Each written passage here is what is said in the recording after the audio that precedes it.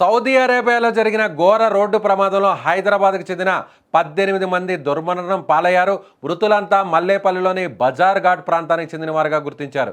మృతులుగా గుర్తించిన వారిలో రేష్మా బేగం, రహమత్ బి, షెహనాజ్ బేగం, గానియా బేగం, కదీర్ మహమ్మద్, మస్జూద్ మౌలానా, షోయబ్ మహమ్మద్, సోహెల్ మహమ్మద్, మస్తాన్ మహమ్మద్, పర్వీన్ బేగం, జకియా బేగం, షాకత్ బేగం, ఫర్హీన్ బేగం, జహాన్ బేగం, మహమ్మద్ మంజూర్, మహమ్మద్ అతీత్తో పాటు మరో ఇద్దరు ఉన్నట్లు సమాచారం.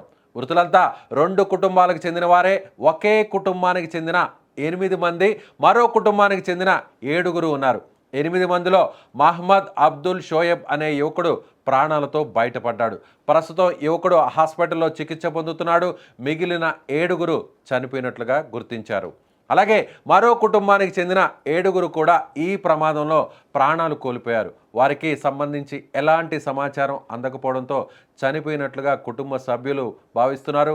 ఘటన జరిగిన దగ్గర నుంచి ఆ 7 అందుబాటులో లేకుండా పోయారు. నవంబర్ 9న ట్రావెల్స్ నుంచి 20 మంది ఫ్లై జోన్ నుంచి మరో 24 మంది మక్కాకు బయలుదేరి వెళ్లారు.